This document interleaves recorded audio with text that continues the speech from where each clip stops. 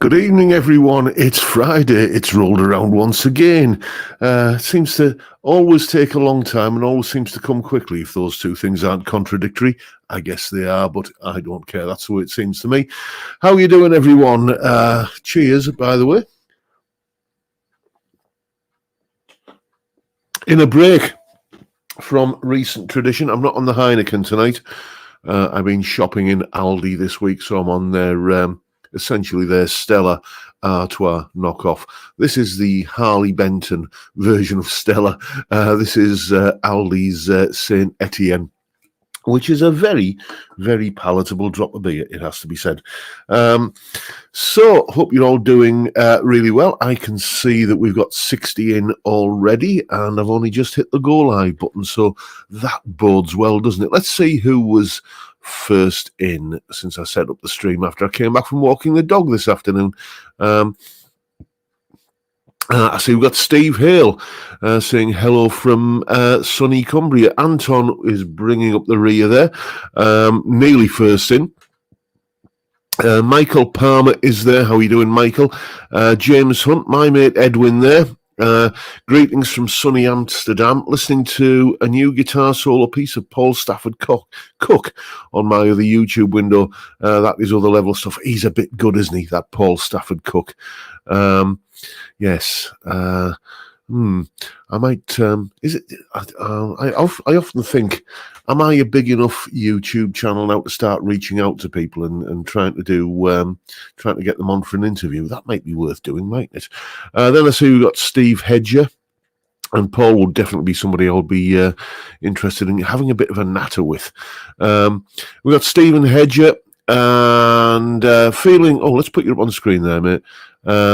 Feeling low after being diagnosed with the flu by the doctor. At least I know I'm not dying. Here's to beer and the banter. Yes. Hot lemon, whiskey, and honey, mate. That's my chuck in a couple of paracetamol if you want, but it's the hot whiskey, or the hot lemon and the whiskey and the honey that really are the thing that make you feel better more than anything else, I think.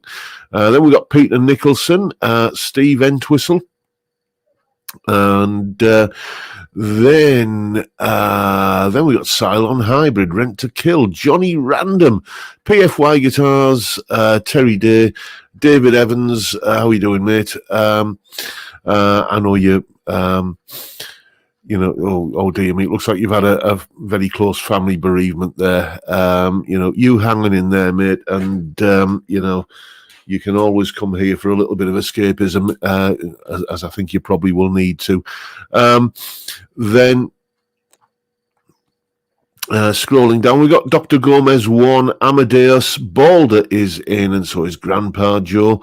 And we got Paul Bush there as well, Peter Collins, John Ross, and Dave Fiendish, David James, Gordo Canuck.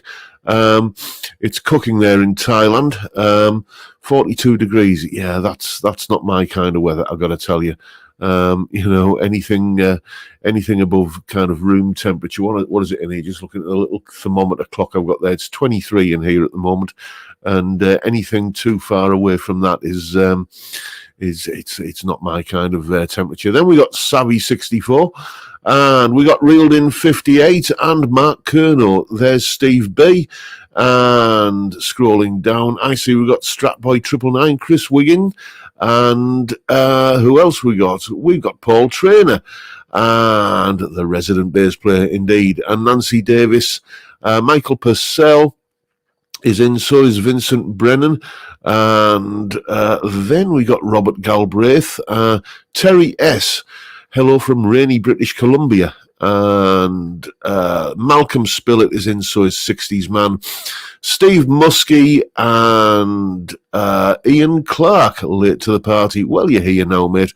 Russell Gibson, Sean House, Brad Matthews is there, as is Deco Dude. And let's scroll down a bit further. The mouse wheel isn't working on my mouse today for some reason, so I'm having to do it the old school way by grabbing hold of the scroll bar. We got John Mack, John Channing, Jimmy James, And Fiend Tunes is there. So is Steve Sprossen. I do hope I pronounced that correct. And then we have Timbo Roughcuts, Peter Shields, and Colin Falcon. Nice to see you, mate. Stuart Young is there. And then the chat has moved. I see we've got Cowas Music and Watches and Guitars, Gary Shaw, Paul Coleman, and the sound keeps echoing. Well, I haven't got any speakers on at this end, so it's not coming from this end. Perhaps if you, I have heard that sometimes happens with StreamYard, and I'm reliably informed that if you refresh the page, that can often cure it. GRB Aquatics is there, and so is Ben Allmark, and Michael Beliveau, Time Prophet, Bill Mumbo, David Barlow, Nick Pilson, Chip Young is in, and then we've got Steve Cassidy guitar and John Mack saying no echo, I should say. And Steve Cassidy's off out playing a gig soon. Hope it goes well for you, mate. And who else we got? Is that it? I think that's pretty much it. Yeah, Time Prophet's saying you need to take the names off the register and give us a good telling off if we're not here. Yes, any truants. Then we've got John, is it Fazio or Fazio, saying hello from New Jersey. Well, hello from a rather overcast Redcar on the North Yorkshire coast, mate. I hope you're doing well.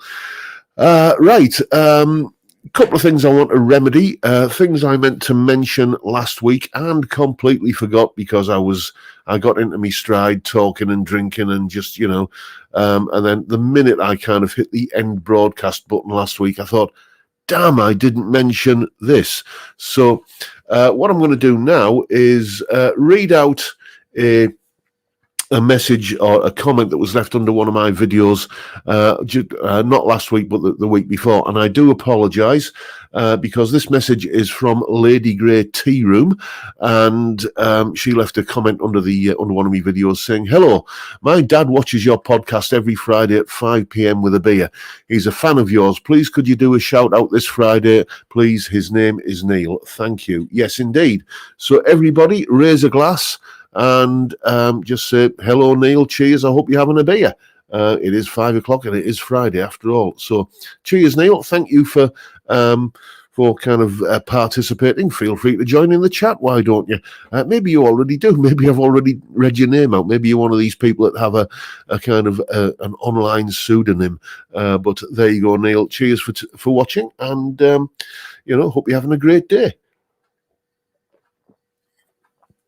And I do apologise, I meant to read that out last week, but as I say, I got so busy kind of jabbering away and blethering away that I completely forgot. So, yes, indeed, blame the beer. And the other thing I meant to mention last week is that we are having a little bit of a get-together for people who can make it up here to the bright lights, the metropolis that is Redcar. Yes, if you've ever been to Redcar, you'll understand that I am being sarcastic. Nice little place, but you know what I mean.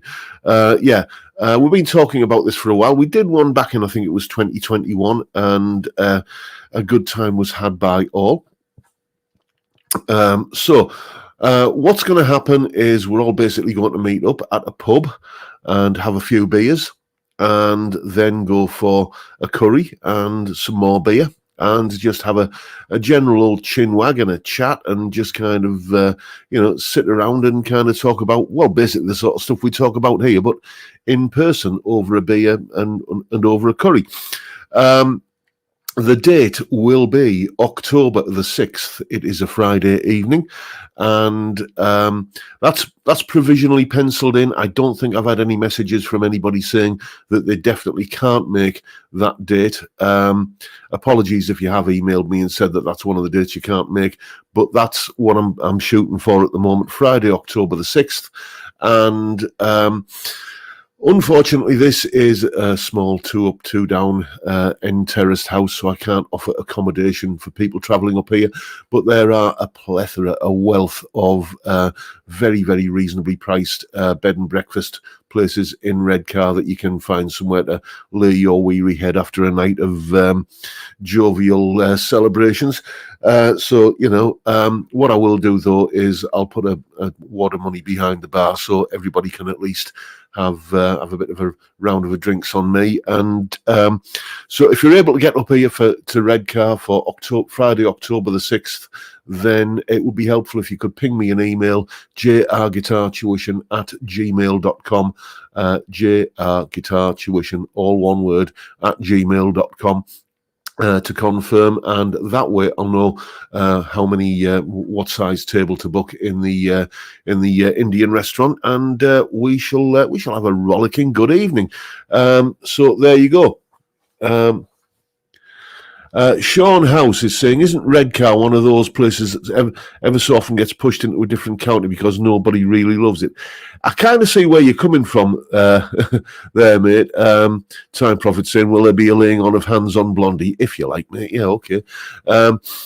Yeah, Redcar has historically been in the county of North Yorkshire, and then you know, the powers that be in the late 60s, early 70s, I think, decided that they would create a new county called Teesside, which encompassed Redcar, and then that was rebranded as County Cleveland in the later 70s, and then that was all abolished in the 90s, and it's back in North Yorkshire again. So I kind of see where you're coming from. Anton saying, I'm in October the 6th in my diary.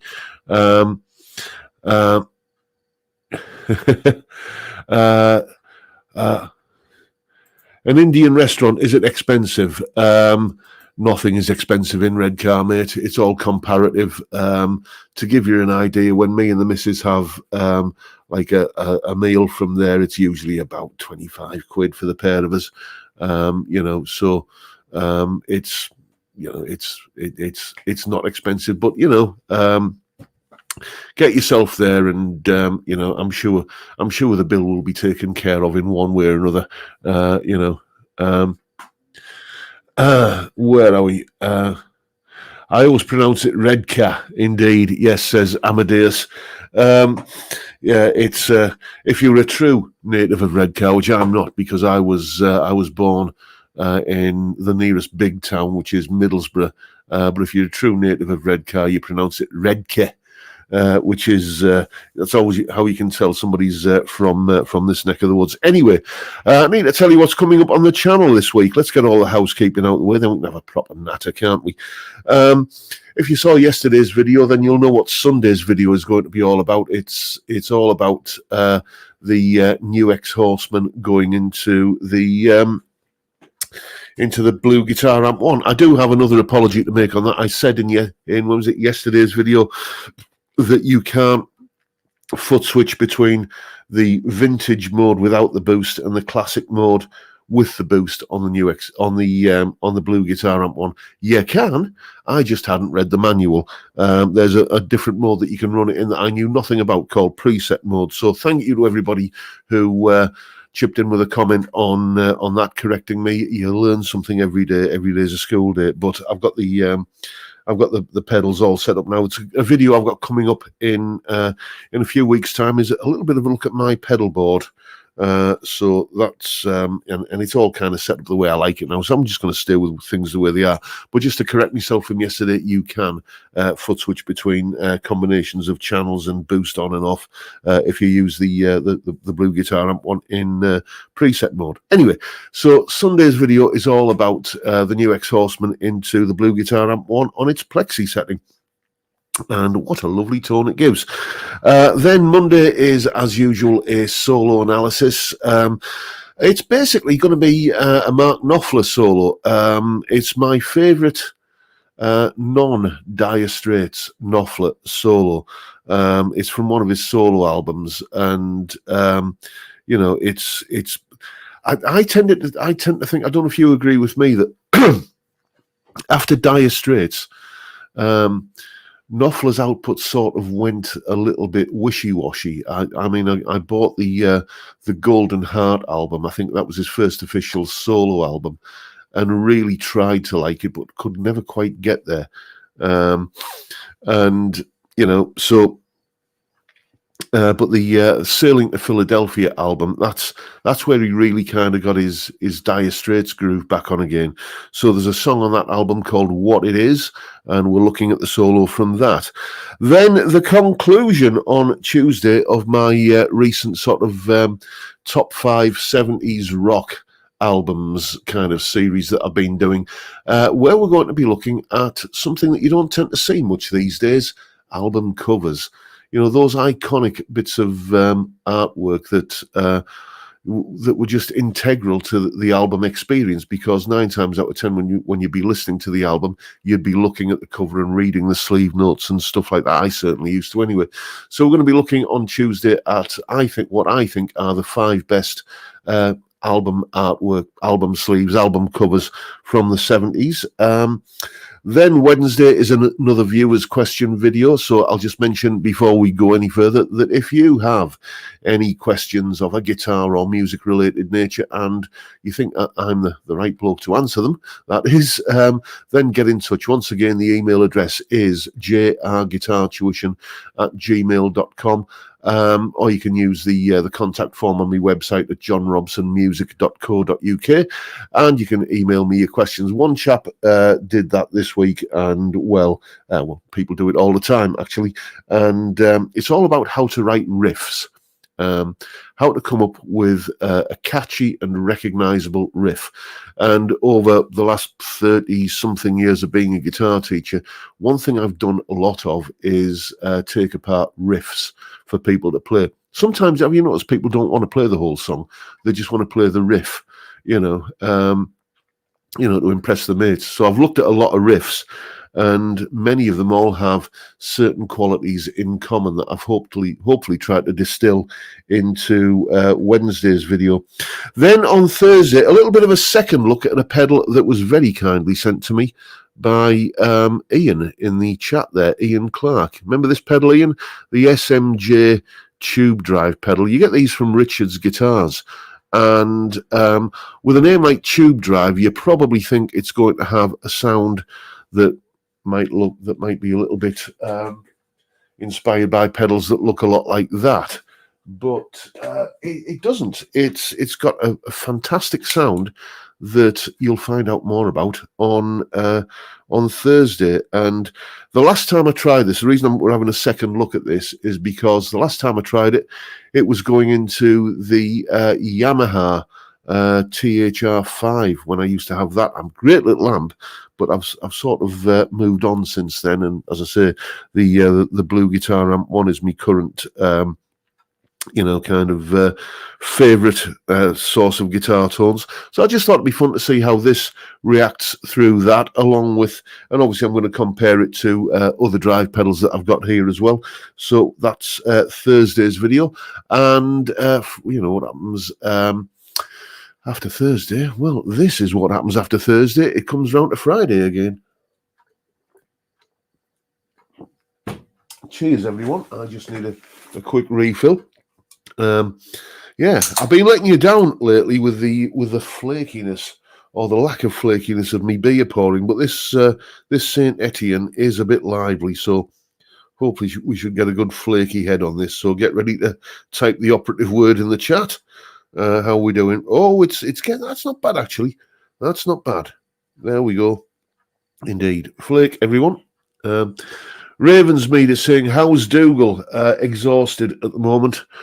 He has been doing what every dog owner will recognise the phrase. He's been doing zoomies. That kind of thing that dogs do when it's like, they're just they just take off and run and run and run and run round and round in circles, up the stairs, down the stairs, round the front room, into the kitchen, round the kitchen, back round the front room, up the stairs, down the stairs, and then occasionally just stops, barks for no apparent reason at nothing in particular, at thin air, and then starts all over again. And then once he's got it all out of his system, he just collapses and goes to sleep. And it's not like he doesn't get exercise. It's not like we don't take him out for walks. But sometimes he just has to kind of get the indoor zoomy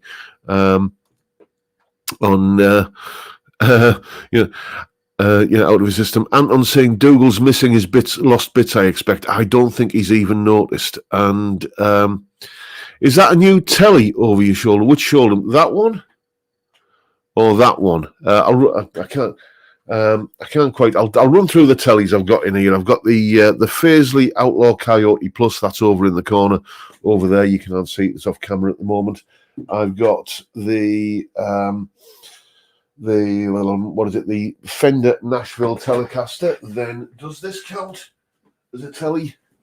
The obligatory weekly kind of gratuitous Blondie shot, but that's another one. And on the back wall there, that one is an Artist TC59. That one is the Frankenstein Bits and Pieces Parts Caster, kind of rough and ready Telecaster that I use for slide. And this one over here is the Ert Corsair that has been on few videos now. Lawrence Hastings is in. How are you, mate?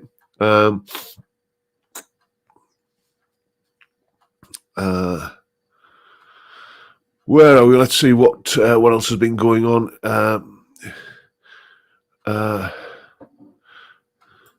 What are you saying there, Sean? If it gets you really drunk, does the beer play 90? Does the beer play 90s indies pop at you? No. Michael Purcell is saying, how many beers would you drink on a night out? I don't know, really. It's not something I tend to count, really. It depends what time I start. It depends what I'm drinking, because if I'm on kind of something that's fairly potent like this. I mean, what's this? This is 4.6, I think. That's not what you'd call a session beer. If I'm going to be, if I know I'm in for the long haul, and I'm going to be going out maybe 5 p.m. and not getting back till maybe 11 o'clock, then I'll be looking for something that's kind of 3.5-4%. Because the more potent stuff. Well, there is a certain gentleman who's probably watching tonight who was with us on the last get together, who made the mistake of drinking Stara Pramen all night, and by about 8:30 he was falling off his chair. So I like to try and avoid that sort of situation.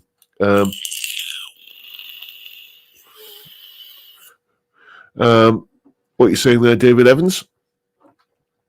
Bit of family history on guitars. If you scroll back, can't be bothered to type it again. Okay, mate, let's just scroll back a little bit. Where are we? I do miss stuff that goes on in the chat because, as I keep saying, I'm not a media organisation. I don't like Rick Beato, who has like all of his little helpers there, kind of. All of his. I found your comment, David. I don't have people kind of monitoring the chat for me. So if I miss your comment, then I do apologise. It's not unintentional. But there we go, David. I take it you've heard of JD Guitars. I have indeed. My older cousin has 2 guitars hand built by him in the 70s: a Blue Explorer serial number 0001 and a 12 string Flying V serial number 0003. Yeah. Sounds interesting. 12 string, you never seem to kind of expect to hear the words 12 string and Flying V in the same sentence, do you? Or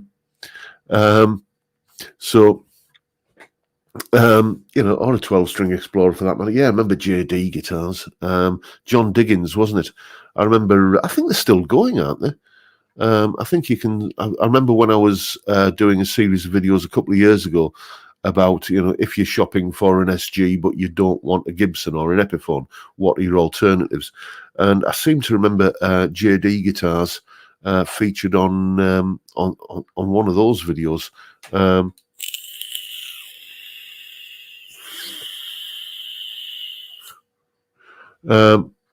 Is Jem bringing his shirt? I don't know. you'll have to ask him if you turn up, mate. Let's have a look, see what else we've got.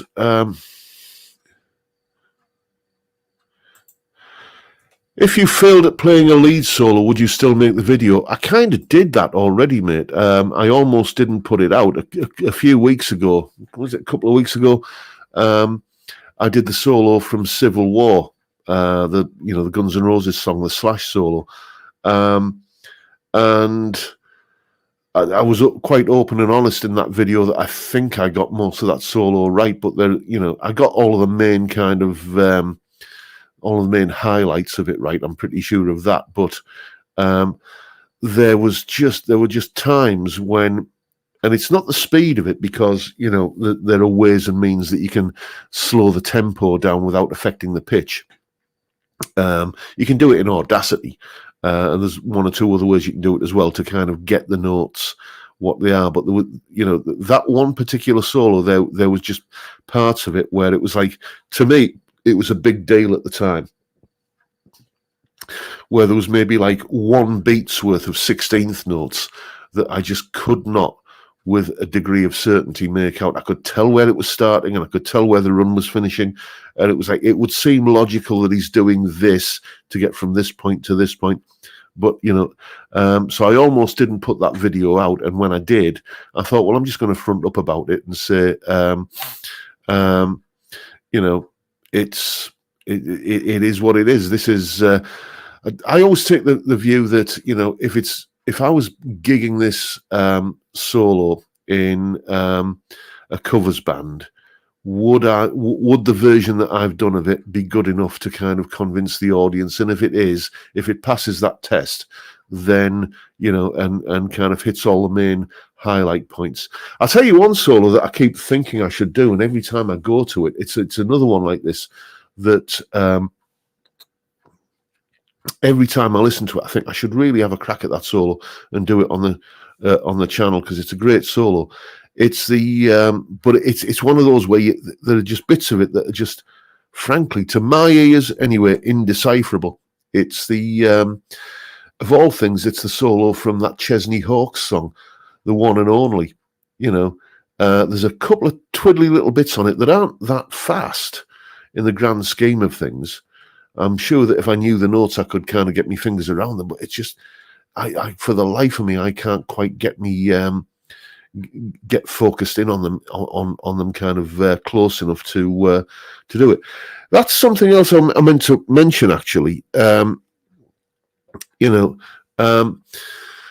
Would a series of videos on soloing strategies be something that you'd be interested in? What I mean by that is, you know how like the studio version of the solo is often different from the live version of the solo, which is all often different from the solo on the bonus track alternative take version of the solo.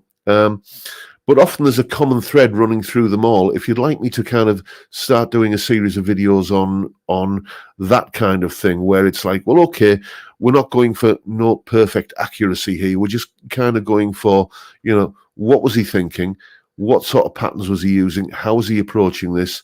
I'm seeing a lot of people saying yes. Okay, well, let me write that down. Soloing strategies, videos.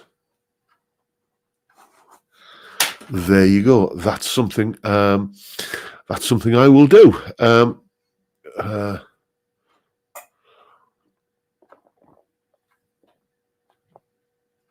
Let's have a look. Nancy Davis, One and Only Hit. And the sad thing is that Chesney Hawkes didn't even write that song, did he? So it's not like he can dine out on all the royalties. Wasn't it Nick Kershaw who wrote that? November Rain solo. Okay, it won't be for a while though, mate. Because I do like to have. Because there's about 3 or 4 solos on that song, isn't there? Anyway, it won't be for a while because I do like to leave a sort of respectable gap between you know, kind of doing two solos from the same artist. Sometimes I slip up and forget that I've done one. I think it's coming round to about the sort of time when I need to take another look at a Thin Lizzy solo, though, because if memory serves me right, I don't think I've done it. I think the last Thin Lizzy solo I did, correct me if I'm wrong, was Dancing in the Moonlight, and that's a little while back. So there might be a Thin Lizzy one coming up soon. When I say soon, by the way, I'll be making it soon. Just to let you know how the channel works, I'm currently working on videos that will be going up in the first week in June. So that's how far in advance I work, because I can basically, as long as I'm posting kind of 5 videos a week, and I can kind of get maybe 1.5 videos done per day, you can see how I can build up like a stock of videos, and they're all uploaded. They're all uploaded on YouTube, but they're just scheduled to go live on, you know, sequential dates. So when we're talking here like this, and I say, you know, I'll do something like this soon. I'll do it soon, but you won't see it until, you know, kind of a few weeks down the line. Johnny Random saying, what about a solo from Scott for Lizzy? Indeed, that's a good thing, because I often I've done Southbound, mate. If you search the channel, you'll find it. I did that one. Oh gosh, I think that was roundabout in about 3 years ago when I first started doing the Patreon thing. I did that then. I have revisited some solos though, you know, because I genuinely think, and it's, you know, I'm trying to not be too kind of full of my own steam here, but I genuinely think I've got better at making videos. You do anything for long enough. Back in 2020, before, you know, the whole pandemic situation and everything, I was doing 2 videos a week. I was doing like a Friday video and maybe a Tuesday or a Wednesday video, and that was it. And then, you know, lockdown kicked in, and I went to doing like kind of a Monday, a Tuesday, a Wednesday, a Thursday, a Friday live stream, and a weekend video. So I've had a lot of practice, so you tend to kind of figure out what works and what doesn't. There are going to be a few videos coming up where the picture quality looks a little bit dodgy, by the way, because I'm currently getting used to this new camera for making videos. It's a Zoom Q8N-4K, and apparently this is a really, really kind of easy camera to use for content creators, but there are still a multitude of settings that all need to be kind of dialed in and hitting the you know, where you got to find that sweet spot. I haven't quite found it yet, so there will be a few videos where the picture quality looks a little bit you know, like your TV is slightly kind of off station. As you remember the old TVs with the rotary dial? Anybody else remember those? There will be a few videos that look a bit like that. I do apologise, but I'll get the camera dialed in as and when. Let's see what else we've got. Jake Porter is saying, hi John, what's your opinion on Jet guitars? I'm thinking about getting one of their Strat style guitars, thanks. I've never played a Jet guitar. It is on my to-do list though. But what I can tell you about them is that I am reliably informed that they are essentially Faisleys with a different kind of badge on them. And I have never played a Faisley guitar that I didn't like. You know, and I'm not just saying that because I have a relationship with Bax Music, who own the Faisley brand. The relationship is that they send me guitars to review, and occasionally, like with, let me grab it. Hold a sec, chaps. Occasionally, they let me keep one, which was the case with this, the Faisley Outlaw Coyote Plus. This is a fantastic guitar, and I would have been more than happy to pay street price for it. Basically, they loaned me this guitar to review, And I got in touch with them and said, send me the bill, you're not having it back.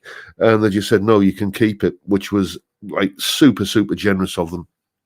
But this is a fantastic guitar, and I'm reliably informed that Jet guitars are basically the same as these, but with a different badge on the headstock.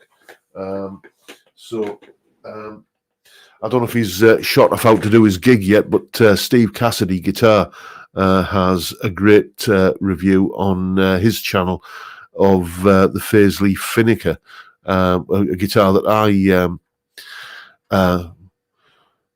Dave Lewis is saying that Zoom is a great for plugging sound into. Well, thank you, Dave. Yeah, but Steve Cassidy Guitar's got the a review of the Faisley Finneker, which is like a HSS Strat, which is, again, there's a Jet guitar model, which is very similar to that. So I haven't tried one. I intend to, but what I'm reliably informed is a very close relative of them are guitars that I'm, more than happy to kind of, not endorse, but to recommend, let's say.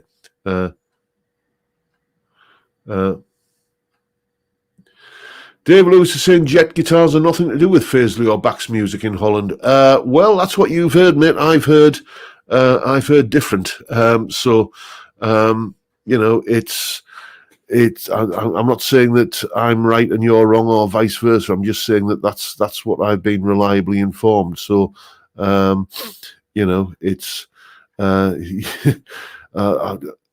I can't speak for the veracity of what I've been told. It came from a reliable source. That's all I'm going to mention. Yeah, Cowards Music. Colin, guitarist, did a review on the Jet Telly. He was quite impressed with it, wasn't he?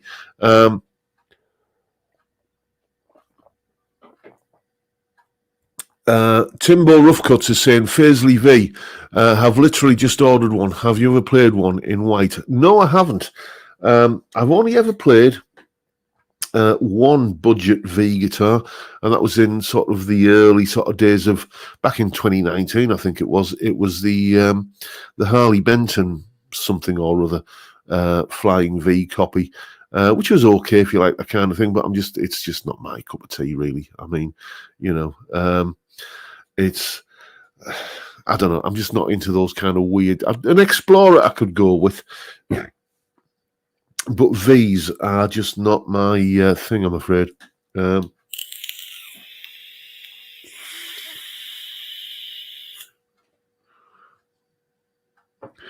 Johnny Love is saying the transcribe software is great for working out music. As an EQ section which can be finely tuned to cut out a lot of the sound that of the instruments you want to hear. Currently £39. I might try that, mate. I might just give that one a go.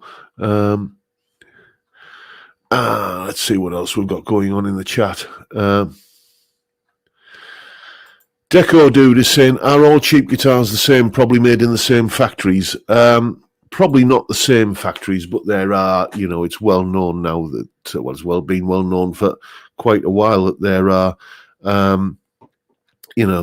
probably, off the top of my head, maybe half a dozen factories dotted around the Far East that make, guitars from multiple different brands. Edwin Toonan, you are a gentleman, sir. Let's put you up on screen. Thank you for the super chat. Next week, Heineken again. Family is joining the trip to Redcar in October. Probably want to spend some time on the beach while we're drinking. Well, that sounds like a plan of action, doesn't it? One word of warning, though, the beach in Redcar. Everybody says to me, oh, you live by the beach. I bet that's great for walking the dog. It is, when the wind isn't howling in at like 30 miles an hour or something. It can get a little bit, the sand gets everywhere, let's put it that way.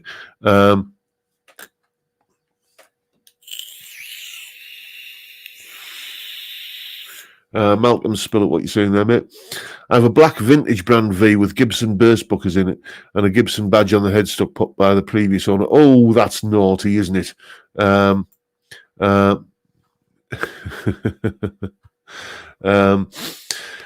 are we? Let's see what we've got. If you're going to Red Car Beach brings some hazmat suits. Yes, it doesn't have the best reputation, does it? It's I've never had any issues with kind of the only thing you do tend to find on the beach at Red Car, which does sort of stop you walking the dog there, is a few times a year you just get these kind of multitudes of jellyfish washed up and stranded on the beach, which even when they are like the Monty Python parrot, kind of shuffled off the mortal coil and gone to join the choir invisible, apparently they can still give you a nasty sting. So that's something I've always had to watch out for.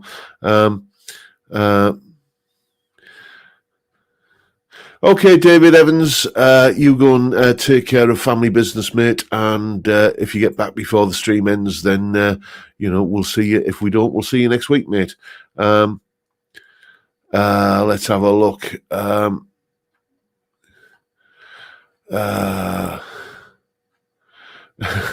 Tunison, we're used to Dutch beaches, mate. No worries. Let's have a look. See what I've been missing in the chat while I've been blethering. Let's have a look. Where are we? Ravensmead is saying, anyone heard of a 70s brand called Cortez? It's a new one on me, mate. But talking of 70s guitars, I am kind of snouting around at the moment for a replacement for that sadly deceased Yamato guitar. Remember that rather rough 70s Les Paul copy that I was going to do a series of videos on before it kind of basically what I was trying to do was enlarge some of the kind of routing to put the modern size humbuckers in, which the old pickups looked like they were standard humbucker size, but they weren't. And as I was trying to kind of enlarge the cavities, basically the knackered old plywood that the guitar was made from crumbled like a meringue, and that was pretty much game over for that guitar. So I am looking around to kind of start off another project like that. There's always a few knocking around on eBay, but it's just like I want to get one that's like ridiculously cheap because ultimately it's just going to be something that I don't mind paying, kind of for a guitar that will eventually be something that's going to be a credible musical instrument. But if it's going to be an exercise essentially in turd polishing, then I'm not going to pay too much for the turd that I start off with, if you see what I mean. Let's just take another swig and then we'll go back to the chat and see what's been going on. And obviously now I need a refill, just reaching into the cool bag for another Saint Etienne. I promise I'll be back on the Heineken next week, hopefully, Edwin. Go to your local flea market or a car booty. Yeah, that's always an option. What I would really like to get my hands on for a reasonable price is my first ever electric guitar, which was a Woolworths Top 20, but they've apparently become sort of quite collectible now. God knows why, because it was an awful guitar. I often describe it as a collection of sharp edges held together with a guitar-shaped lump of plywood. But apparently they become quite collectible, so you don't tend to see them at a sort of reasonable kind of price. By reasonable I mean kind of £100 or thereabouts. They're often significantly more than that.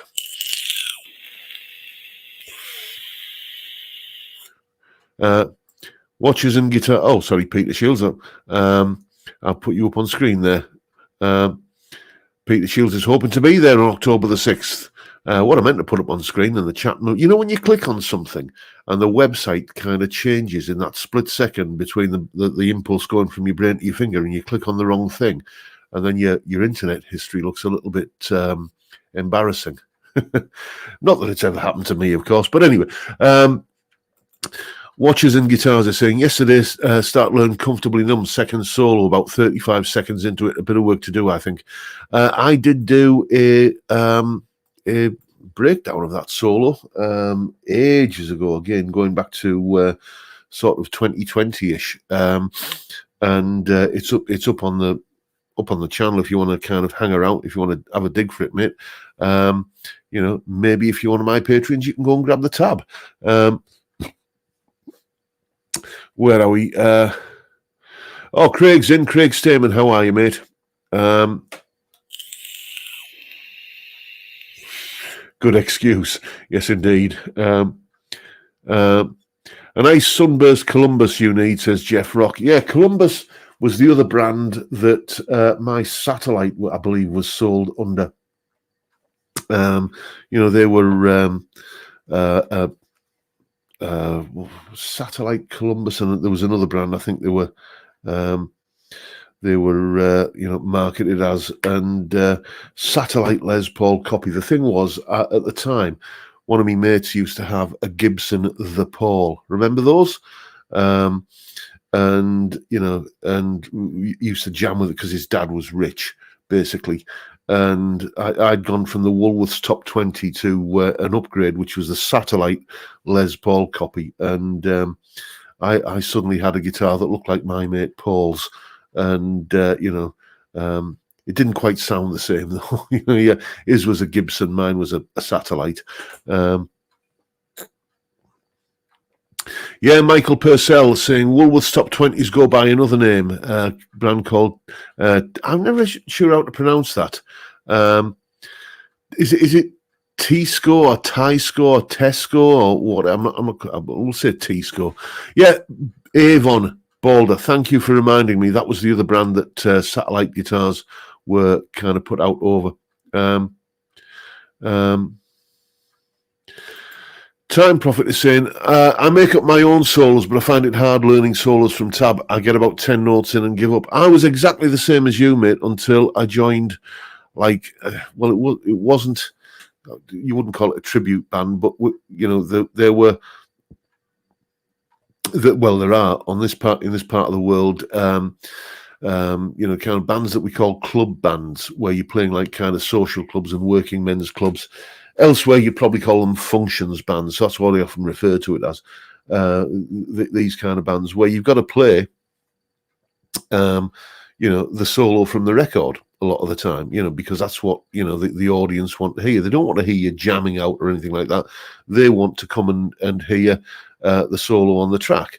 So that's what I had to do. I wasn't learning them from tab at the time. I was working them out. And I found that the best way of remembering them, and this is something that goes back to my days when I was a student, is the best way to remember something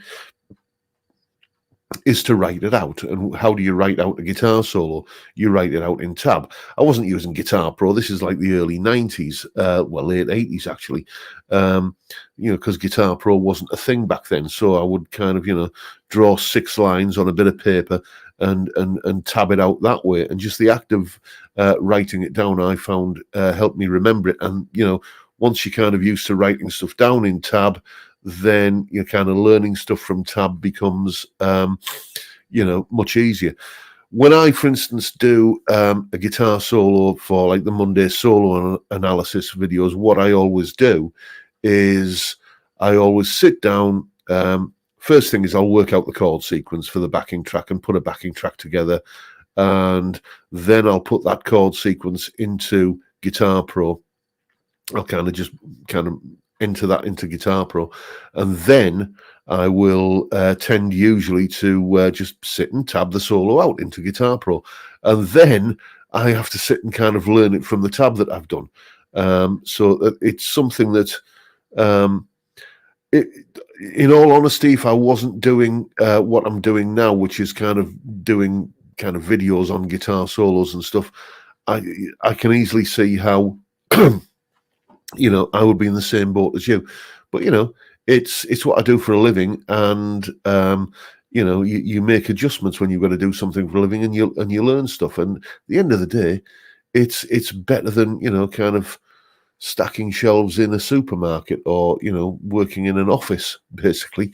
It's it is an adjustment that I've had to make to learn to do that, but it's something that I'm quite happy to do, and it's another string to me bow. It's another skill that I've got. Ron Wells is saying, have you seen the rapier guitars from JHS? The name rings a bell. Weren't they one of the Trev Wilkinson kind of brands that they came out with? Oh no, those were the Italia guitars, weren't they? Where they went all kind of retro and 60s. No, I don't think I have, mate. Oh, you're back, are you, Dave? David Evans is back. Let's have a look, see what else we got going on in the chat.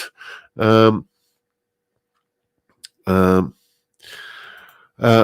the video by a guitarist working in a cruise ship band. A lot of work involved. Yeah, it's I've never done that, but I know people who have, and you've just basically got to be it's working in an orchestra pit, basically. Essentially, that's what it amounts to, and you just have to know your stuff and play it right basically every time, Has anybody seen, by the way, that video of the guy from Rumours of Fleetwood Mac, which is the sort of, I've mentioned this band many times. It's the sister band to Classic Rock Show, who I'm a big fan of. But the guy from this Fleetwood Mac tribute band who's out playing, kind of not stadium gigs, but certainly arena gigs, across the UK and the US, and he's gone on tour with a 30 quid Harley Benton. He bought it. It's one of the kind of ST something or others, one of the kind of the cheapest Harley Benton Strat copy you can buy, and he bought it second hand, and it cost him 30 quid. And he's taking it out and done like this kind of big, kind of arena tour with it, and he's absolutely over the moon with it, saying it's it's not the best guitar he's ever played, but it's certainly good enough for the job that he's doing with it. ST20, thank you, Steve Cassidy. Yeah, you have to be slightly shit hot to get those cruise gigs, indeed. Brad Matthews, yes, remember the band The Feeling? They started off as a covers band in a ski resort. I remember them well. There's one of their solos I swear I'm going to do on the channel at some point. There's that. I don't know if it was their only album, but certainly the album that I've got, which was their first album. It's called 12 Stops and Home. There's a song on there called Never Be Lonely. And when I first heard it, I thought, who's this? It sounds a bit like Supertramp, but the vocals aren't right. But that bit there sounds a bit like Steely Dan. And, just really kind of intelligent power pop, and with a great guitar solo on it. And I thought this band are going to be absolutely huge. They're world domination. And of course, as soon as I think that about any band, that's immediately, the kind of the jinx on them. Great harmonies, Steve Cassidy, indeed. But and that other impossibly catchy little hit that they had, I Love It When You Call. That's one of those songs it's the definition of a guilty pleasure song, isn't it? It's such a kind of cheesy pop song, but just so fantastically put together.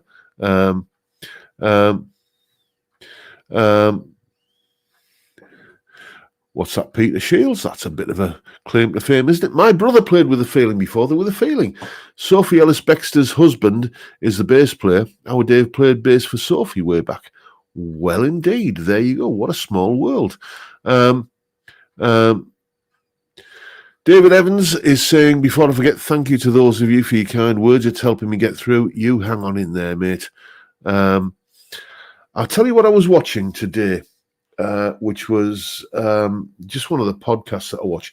If anybody's familiar with, the phenomenon that is Bank of Dave, we're going to be watching the Netflix movie over the weekend. I remember the original documentary from way back.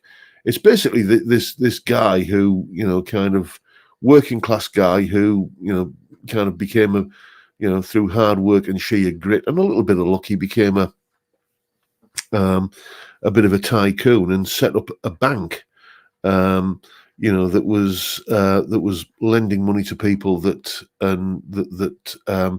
like your regular high street banks wouldn't touch with a barge pole, and he's made a success of it. Good for him.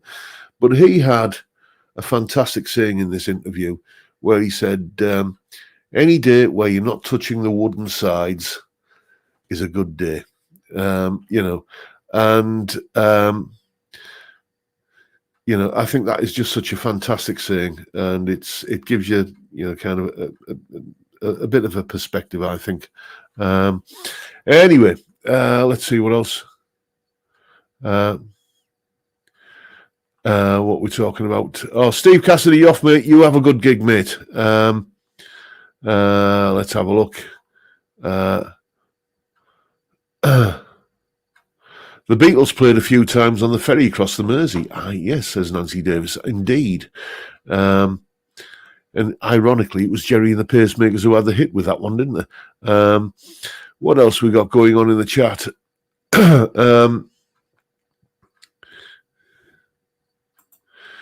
How close did Fleetwood Mac 1975 or Rumours get to your soft rock top 5? Not very close, I have to say.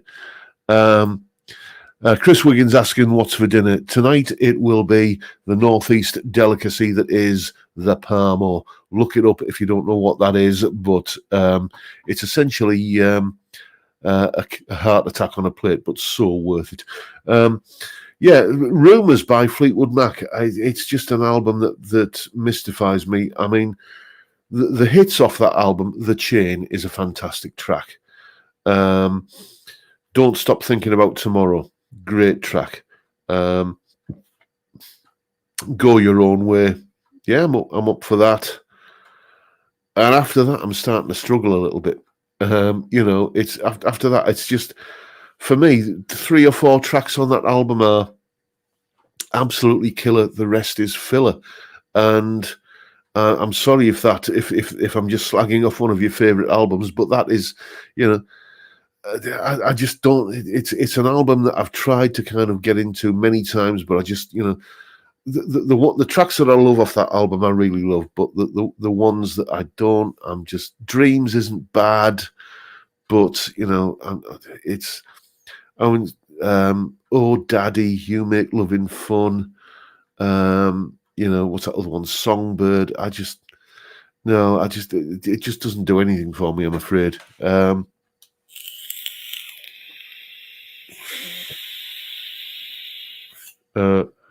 Pablo Hank is saying, I'm not a fan of Rumours by Fleetwood Mac. I think it's a subconscious thing for me as well, in that I have such a strong kind of love for Peter Green's Fleetwood Mac.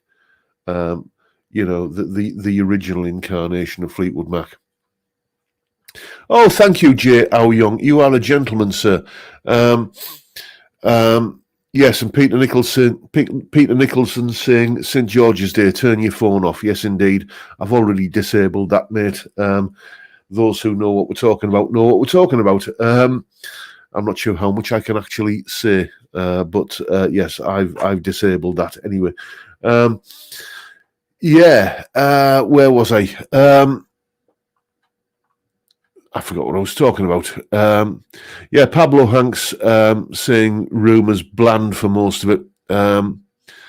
It's just bland is the word, really.